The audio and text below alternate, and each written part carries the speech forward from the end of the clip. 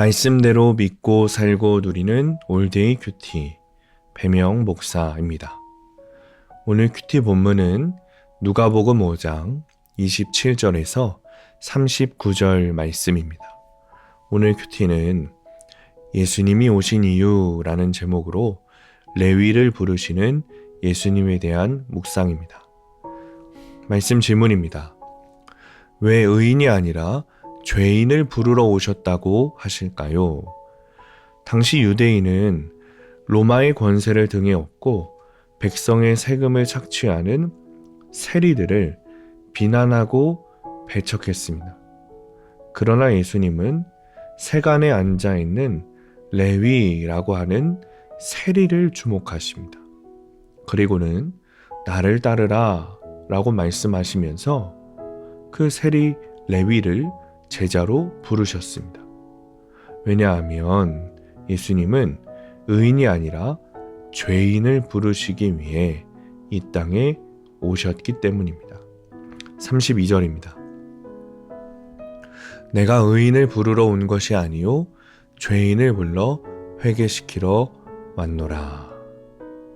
이 은혜로 죄인인 우리도 구원을 받았습니다. 그러므로 성도는 가족과 이웃을 향해 비난과 판단의 마음이 들 때마다 나 같은 죄인을 살리신 주님의 은혜를 기억해야 합니다. 바리새인과 서기관들은 예수님의 제자들이 금식하지 않고 먹고 마신다라면서 비난했습니다. 그러자 예수님이 혼인집 손님들이 신랑과 함께 있을 때는 함께 기뻐한다 라면서 바리새인과 서기관들의 형식주의를 지적하셨습니다. 그들은 예수님을 외모로 판단하고 또 무시했기 때문에 금식할 때와 하지 않을 때를 분별하지 못한 것입니다. 신앙에서 형식보다 중요한 것은 내용입니다. 그런데 그보다 더 중요한 것은 그것을 만드신 주님이시죠. 따라서 성도는 주님 안에서 항상 구원의 기쁨을 누려야 합니다. 새 가죽으로 만든 부대는 유연해서 술을 넣는 만큼 부대가 늘어나 많은 양의 포도주를 담을 수 있습니다. 하지만 낡은 부대는 포도주를 조금만 더 부어도 금세 터져버리고 맙니다. 37절입니다. 새 포도주를 낡은 가죽 부대에 넣는 자가 없나니 만일 그렇게 하면 새 포도주가 부대를 터뜨려 포도주가 쏟아지고 부대도 못쓰게 되리라. 여기서 새 술은 예수님의 복음을 상징합니다. 세리와 제자들을 정죄하는 형식과 율법주의의 낡은 부대는 이 복음을 온전히 담을 수 없습니다. 복음의 능력은 내 고정관념이라는 낡은 가죽 부대를 버리고 예수 그리스도를 믿는 믿음의 새 부대를 준비할 때 발휘됩니다. 적용 질문입니다. 내가 용서받지 못할 죄라 여기며 증오하고 멸시하는 사람은 누구입니까? 두 번째, 새로운 한 해를 시작하며 새 부대가 되기 위해 내가 버려야 할 고정관념은 무엇입니까? 오늘의 원포인트입니다. 새 부대에서 새 술을 담아야 합니다. 율법주의, 고정관념에 들어가는 복음은 찢어지고 말 것입니다. 낡은 가죽 부대 같은 율법주의, 고정관념을 버리고 새 부대의 복음을 받아들여야 합니다. 그때 그 귀한 복음이 우리 안에서 일하시기 시작합니다. 낡은 고정관념을 버리시고 새 부대가 되어서 복음으로 행복한 하루가 되시기를 축복합니다. 기도하겠습니다. 율법주의와 고정관념에 사로잡혀 살아가는 인생입니다. 주님, 용서하여 주옵소서.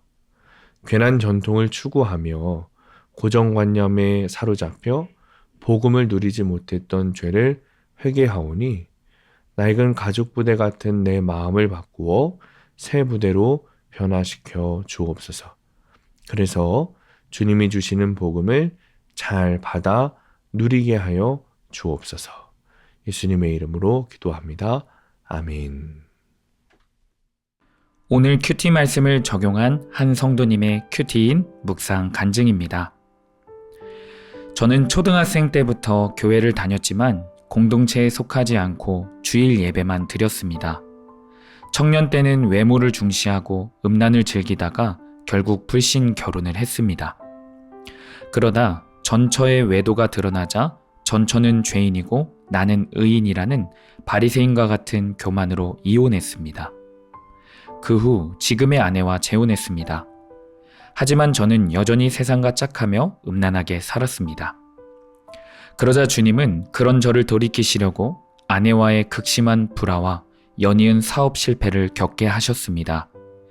이후 저는 8년 동안 최저임금을 받으며 아르바이트를 했습니다.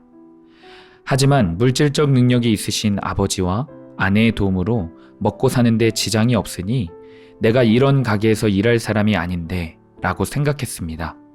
믿음이 아닌 성품으로 참으며 일하다 보니 점점 한계에 도달했고 표정과 말투에서 손님을 무시하는 속마음이 드러났습니다.